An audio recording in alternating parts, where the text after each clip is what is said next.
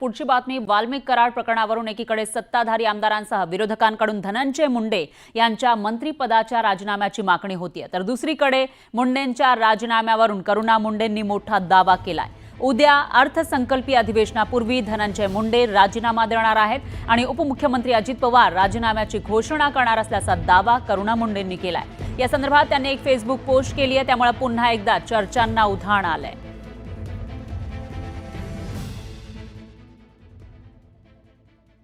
वाल्मिक कराड शिवाय धनंजय मुंडेच्या पोटाच्या पाणी हिडत नाही आणि धनंजय मुंडेला मोठा करण्यामध्ये वाल्मिक कराडचा खूप मोठा हात आहे आणि आज त्यांचे मंत्रिपदाचे जोरावर तो इतकी निर्गुण हत्या केलेली आहे आणि इतके घाणेरडे काम केलेले आहे, तो त्याच्यासाठी मला असं वाटते की 100% द्यायला पाहिजे।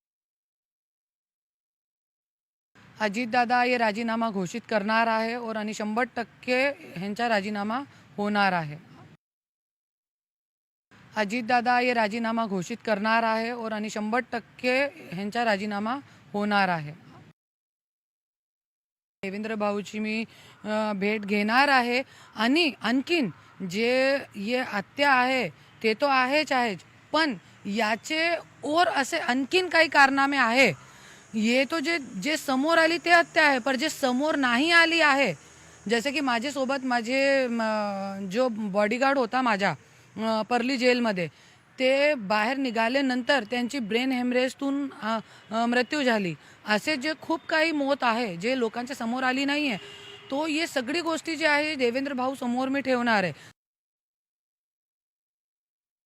त्यांच्यात कुठून त्यांना ती माहिती मिळाली आहे, त्या काही स्पेक्युलेट करतायत का खरंच त्यांना ती माहिती आहे मला माहीत नाही, पण मला असं वाटतंय की आताच्या घटकेला राजीनामा पण नाही, यांना बडतर्फच सरळ केलं पाहिजे, यात दुसरं तिसरं काहीच नाही।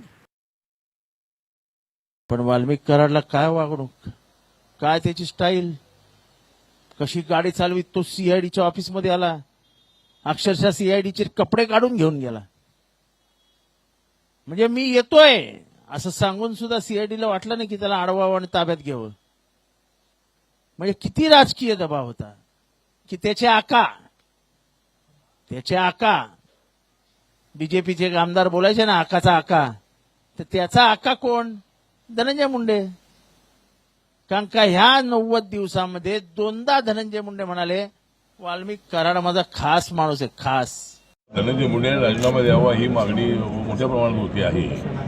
मला असं वाटतं की अजितदादांनी त्याला विचार करणं अत्यंत आवश्यक आहे। नीतिमत्तेवर आधारित मंत्रिपद काय फार मोठं नाही आहे आणि खुनाच्या प्रकरणामध्ये धनंजय मुंडेचा कसलाही संबंध नाही, पण जो आरोपी आहे तो आरोपी मात्र त्यांचा फार जवळचा होता आणि त्यामुळं मला असं वाटतं की एक नीतिमत्तेच्या आधारावर धनंजय मुंडे यांनी राजीनामा द्यायला हरकत नाही आहे, पण त्याचा निर्णय अजितदादा पवार यांनी घेतला पाहिजे।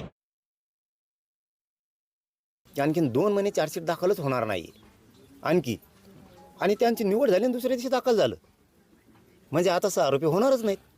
याचा अर्थ जो कोण बडा नेता आहे तो सुद्धा याचा आरोपी होणार होता, कारण त्यांनी मदत केल्याशिवाय ह्या गोष्टी होऊ शकत नाहीत। वाचला किती हो, म्हणजे तुम्ही गुंड मित्र वाचवला, राजकीय मित्र वाचवला, तुम्ही बरोबर पद्धतशीरपणे त्याच्यात छुपा अजेंडा राजकीय चालवला। आणखी एक मोठी बातमी आहे, रायगडच्या पालकमंत्री पदावरून शिवसेना आणि राष्ट्रवादीमध्ये रस्सीखेच सुरू आहे, त्यामुळे या जिल्ह्यातील पालकमंत्री पदाचा तिढा कायम आहे।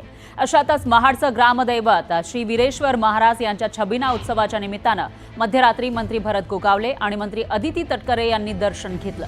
पालकमंत्री पदाचा तिढा सुटला नसल्यानं दोघांनीही वेगवेगळं जाऊन दर्शन घेतलं, तर जो पहिलं दर्शन घेतो त्याला देव पावतो असं भरत गोगावले म्हणाले। त्यांच्या या वक्तव्यानंतर राजकीय वर्तुळात पुन्हा एकदा चर्चांना उधाण आलंय